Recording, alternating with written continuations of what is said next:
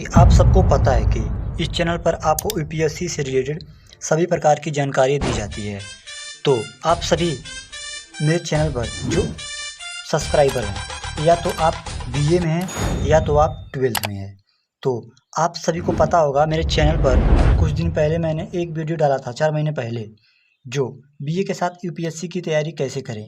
इसमें आप लोगों का बहुत अच्छा प्यार मिला, इसके लिए आप सभी को धन्यवाद। एंड बीए के साथ यूपीएससी की तैयारी कैसे करें, इन सभी टॉपिक पर आप लोग वीडियो चाहते हैं, क्योंकि आप लोग अभी न्यू स्टूडेंट हैं, देन आप 12th में भी हैं और 12वीं के बाद यूपीएससी की तैयारी कैसे करें, इसके ऊपर भी वीडियो आप लोग चाहते हैं। बिल्कुल नए तरीके से मैं आपको बताने वाला हूँ। क्या आप भी बीए के साथ यूपीएससी की तैयारी कर रहे हैं? यूपीएससी की तैयारी पूरी कैसे कर पाएंगे, सभी के बारे में हम लोग इस वीडियो में जानने का प्रयास करेंगे। तो चलिए वीडियो को स्टार्ट करते हैं। तो सबसे पहले बीए प्लस यूपीएससी बैलेंस क्यों जरूरी है। अगर आप लोग बीए कर रहे हैं तो आपके दिमाग में ये सवाल आ रहा होगा कि बीए करने के बाद मेरे पास कोई करियर ऑप्शन नहीं है, लेकिन आपके पास करियर का ऑप्शन सबसे बेस्ट है, क्योंकि आप यूपीएससी की तैयारी कर सकते हैं, देन आईएएस बन के देश की सेवा कर सकते हैं। ये सबसे बड़ा चुनौती है आपके सामने। तो बीए की पढ़ाई और यूपीएससी का सिलेबस बहुत हद तक मिलता जुलता है। अगर आप लोग चाहते हैं कि यूपीएससी का प्लस बीए का सिलेबस कैसे मैच करता है, इसके ऊपर वीडियो बना तो मैं बना दूंगा। लेकिन ज़्यादातर बीए में जो सब्जेक्ट आप लोग लेंगे, geography, political science, history and economics, sociology, यही सब सब्जेक्ट लेंगे, क्योंकि आपको यूपीएससी में यही सब सब्जेक्ट पढ़ने होते हैं। तो आपकी आधा से ज़्यादा तैयारी यूपीएससी की बीए के साथ ही हो जाती है। और अगर सही स्ट्रेटजी अपनाई जाए तो 3 साल में यूपीएससी की बेस पूरी तरह तैयार हो जाएगी। अगर आप लोग सही से पढ़ते हैं बीए में, तो आप लोग यूपीएससी की तैयारी बीए में ही आधे से ऊपर, मतलब आप इसकी फाउंडेशन देन एडवांस तक की जानकारियाँ को जुटा सकते हैं। अगर आप इस चैनल से जुड़ गए हैं तो अब अगले पार्ट में हम लोग देखते हैं क्या बीए के साथ यूपीएससी का जो बैलेंस है क्यों ज़रूरी है। तो जैसा कि मैंने आपको पहले बता दिया हूँ, ग्रेजुएशन प्लस यूपीएससी दोनों मैनेज करने का फ़ायदा, पहला अटेम्प्ट स्ट्रॉन्ग बनेगा। अगर आप लोग पहले ही अटेम्प्ट में यूपीएससी क्लियर करना चाहते हैं तो आप लोग बीए के ही साथ यूपीएससी की तैयारी शुरू कर दें। अभी मैं आपको आगे बताऊंगा कहां से स्टार्ट करना है और क्या क्या कॉमन मिस्टेक करते हैं जिससे आपका सिलेक्शन नहीं होगा। तो इसे कहने का मतलब है, यानी आप कॉलेज के स्टूडेंट होकर भी आप आईएएस ड्रीम की शुरुआत कर सकते हैं, लेकिन आपको सही गाइडेंस पता होना चाहिए, जो कि आपके इस वीडियो में मिल जाएगा। अभी मैं आपको पूरी जानकारियाँ आराम से देने वाला हूँ। तो अब हम लोग बात करते हैं ईयर वाइज प्लान के बारे में। तो आप लोगों को, जैसे कि आप सबको पता है, बीए 3 साल या 4 साल का है, तो मैं आपको 3 साल का प्लान बताऊंगा। First year BA plan. तो सबसे पहले आप लोगों को फर्स्ट ईयर में फोकस एनसीईआरटी पर करना है।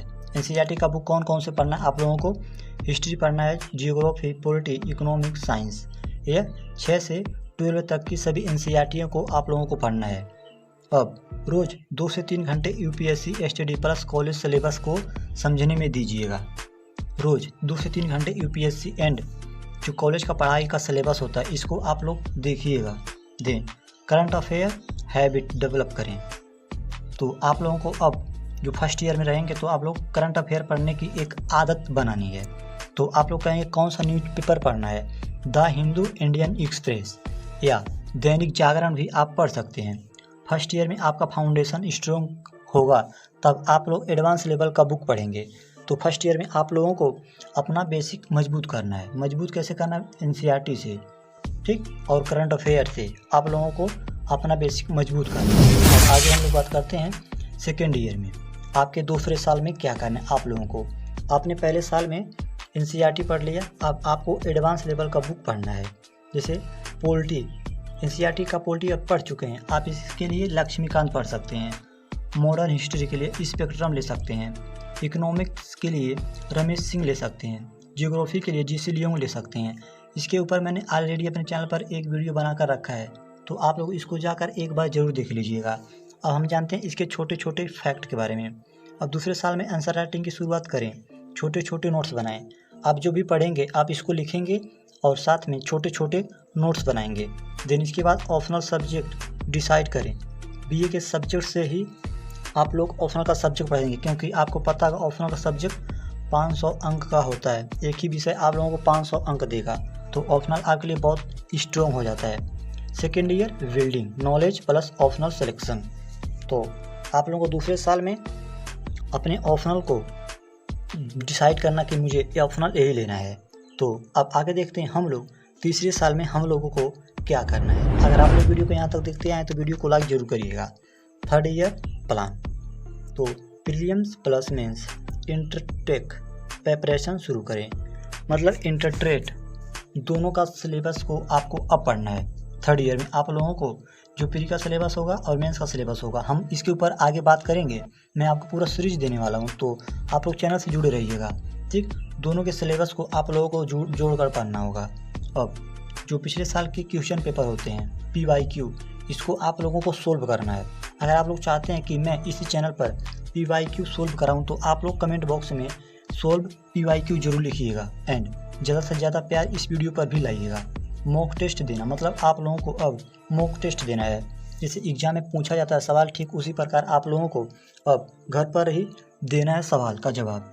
करंट अफेयर ऑप्शनल पर फोकस करें।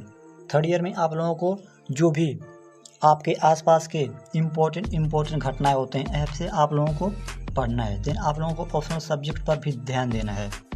थर्ड ईयर एग्ज़ाम ओरिएंटेड तैयारी करें, मतलब जो एग्ज़ाम से रिलेटेड हो, जो एग्ज़ाम में ज़्यादातर पूछा गया हो। अब आप लोगों को इम्पोर्टेंट चैप्टर एंड टॉपिक्स को पढ़ना है, ठीक ना। ऐसा आपको इतना बात समझ में आया होगा। अब आगे बात करते हैं हम लोग टाइम मैनेजमेंट कैसे करें। टाइम मैनेजमेंट के टिप्स मैं आपको भी देने वाला हूँ। तो सबसे पहले मैं आपको बता दूँ, सुबह 2 घंटे UPSC NCERT स्टैंडर्ड बुक पढ़ें। ठीक, तो सबसे पहले आप लोगों को NCERT सुबह में 2 घंटे पढ़ना होगा। ठीक, कॉलेज लेक्चर ध्यान से सुने, BA सब्जेक्ट प्लस UPSC का हेल्प होगा। अगर आप लोग जियोग्राफी, पॉलिटी, हिस्ट्री BA में लिए हैं तो आप लोगों का ज़्यादा से ज़्यादा तैयारी UPSC का यहीं से हो जाएगा। इसलिए आप लोग कॉलेज में जाएंगे पढ़ने तो आप इस लेक्चर को ध्यान से सुनिएगा और घर आकर रिवीजन जरूर करिएगा। शाम को 2 घंटे करंट अफेयर पढ़ना प्लस नोट्स बनाना। आप जो भी पढ़ चुके हैं इतने समय में आपको शाम को पढ़ना होगा एंड इसका नोट्स बनाना होगा, रिवाइज करना होगा। Weekend revision answer writing practice, मतलब आप लोग संडे को एक दिन वीकली रिवीजन का शेड्यूल बना सकते हैं। अगर आप लोग चाहते हैं कि एक शेड्यूल का वीडियो बनाएं तो कमेंट बॉक्स में शेड्यूल जरूर लिखिएगा। आंसर राइटिंग की प्रैक्टिस कैसे करें इसके ऊपर भी हम लोग वीडियो लाएंगे, तो आप लोगों को बस सपोर्ट चाहिए। तो आगे देखते हैं अब हम लोग कॉमन मिस्टेक के बारे में। हमारे ऐसे बहुत सारे स्टूडेंट हैं जो कॉमन मिस्टेक करते हैं एंड सिर्फ UPSC सिलेबस पढ़ना और UPSC इग्नोर करना। ठीक, अगर आपका भी सपना है IAS बनने का तो आप लोग BA के सिलेबस के साथ साथ आप UPSC का सिलेबस भी मर्ज कर पढ़िएगा। मैं आपके लिए बहुत जल्दी से इस चैनल पर सिलेबस मर्ज का वीडियो जरूर लाऊंगा। कोचिंग पर जल्दी डिपेंड होना, पहले आप लोग UPSC का बेसिक नॉलेज एंड बेसिक जानकारी को इकट्ठा कर लें, देन इसके बाद आप लोग कोचिंग के बारे में सोच सकते हैं। लेकिन आजकल के समय में कोचिंग की कोई ज़रूरत नहीं होगी, ठीक ना। अब आपको रोज़ पढ़ना है, ब्रेक नहीं करना है। कंसिस्टेंसी ब्रेक करना, मतलब आप लोग एक दिन पढ़ते हैं, 2 दिन नहीं पढ़ते, 3 दिन पढ़ते हैं, फिर 1 दिन नहीं पढ़ते, ऐसे आप लोगों का सिलेक्शन नहीं होगा। आप लोगों को रोज़ पढ़ना है, 1 घंटा पढ़ें लेकिन आपको रोज़ पढ़ना होगा। सोशल मीडिया में टाइम वेस्ट करना, सोशल मीडिया एक अच्छा प्लेटफॉर्म है लेकिन आप इसको सही से इस्तेमाल करें, ना कि इसको दुरुपयोग करें। तो दोस्तों, अब आपको समझ आ गया कि BA के 3 साल में IAS की तैयारी कैसे करनी है। आप BA के किस साल में कमेंट में